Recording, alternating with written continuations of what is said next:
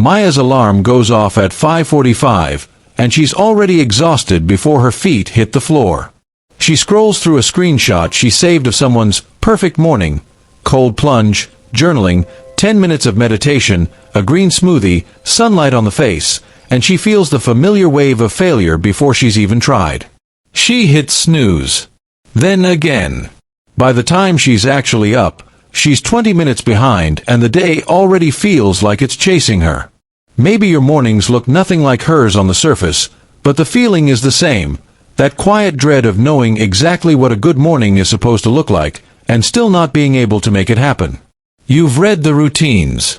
You've bought the journal. You've set the alarm with good intentions the night before. And somehow, by 7 a.m., none of it survived contact with reality. Here's the relief: that's not a discipline problem. The mainstream idea of the perfect morning routine, the 10-step regimen with a rigid checklist, was never built to survive real human mornings. It was built to look good on a screenshot. Japan figured out something different centuries ago, something about how the mind actually moves from sleep into motion, and it has almost nothing to do with willpower. By the end of this video, you'll understand exactly why elaborate routines collapse and what actually replaces them.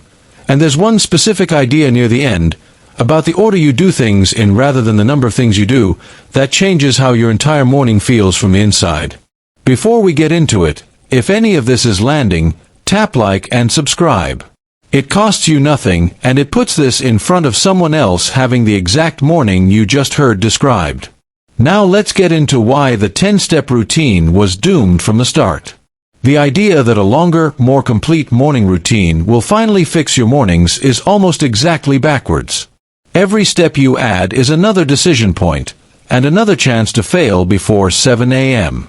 Psychologist Roy Baumeister's research on willpower showed that self-control functions like a depleting resource. Every choice you make early in the day draws down the same limited tank, and a 10-step routine front-loads dozens of tiny decisions before you've even had coffee. You're not weak-willed. You built a system that spends your willpower before your day has a chance to use it. Kaizen is the idea that real, lasting change comes from improvements so small they barely register as effort, not from dramatic overhauls. Maya's screenshot routine failed the same way every 10-step plan fails. It demanded transformation on day one. Behavior scientist BJ Fogg's research on tiny habits found something almost funny. The habits that stuck long-term were the ones so small people felt silly doing them, like 2 push-ups instead of 20, because tiny actions don't trigger the resistance a big commitment does. Tonight, pick the smallest possible version of the one thing you actually want your mornings to include, and do only that. Misogi originally referred to a purification ritual, often performed under cold water, marking a clean break between one state and the next.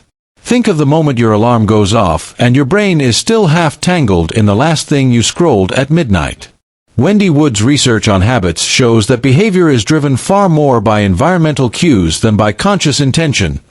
Your context, not your character, decides what you do next. A cluttered nightstand with your phone on it cues scrolling. A glass of water and closed curtains cue something else entirely. Tonight, set one physical cue in your space that makes the old default harder and the new one obvious. Ichigo Ichi means, roughly, one time, one meeting, the recognition that this exact moment will never come again in quite the same way, so it deserves your full presence rather than your divided attention. Maya's mornings weren't chaotic because she lacked a system. They were chaotic because she was mentally living in tomorrow's to-do list while her body was still in bed. Baumeister's later work on willpower also found that decision fatigue eases dramatically when a task is done with full attention rather than while multitasking against future worries. Presence itself reduces the cognitive load. Tomorrow morning, pick one small task and do only that task, with your phone in another room, before you let your mind reach for anything else. Kata refers to a fixed, practiced sequence. In martial arts, the same form repeated until the body performs it without conscious thought. This is the piece almost nobody mentions. It's not about which habits you choose. It's about the order staying identical every single day until your nervous system stops treating it as a decision at all. Psychologist Phillippa Lally's landmark study on habit formation found that automaticity, The sense that a behavior happens without effortful thought is what actually marks a habit as formed, and it emerges through consistent repetition in a stable sequence, not through motivation. Tonight, decide the exact order of your 1 or 2 small actions, and repeat that same order tomorrow without changing it, even if you don't feel like it. Tonight, before you sleep, do exactly one thing. Place a single object where your first decision of tomorrow morning should happen. Your water glass on the counter, your walking shoes by the door, your journal open on the table. That's it. Don't add a second step yet. The smallness isn't a compromise on your way to the real routine.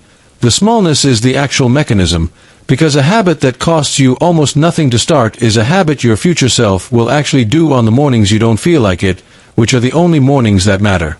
A year later, Maya's alarm still goes off at 5:45. But she's not reaching for her phone anymore. She's reaching for the glass of water she set out the night before, in the same 3 steps she's repeated so many mornings that her body starts moving before her mind fully wakes up. She never built the 10-step routine. She built 1 step, in the same order, every day, until it stopped being a decision at all. Comment the word anchor right now. It takes 2 seconds, and it's your public commitment that tonight is the night you set your 1 object in place. Send this to the friend who has bought 4 different morning routine journals this year and used none of them past week 1. And if you want mornings that actually work instead of mornings that look good on paper, this is the channel that keeps making that case.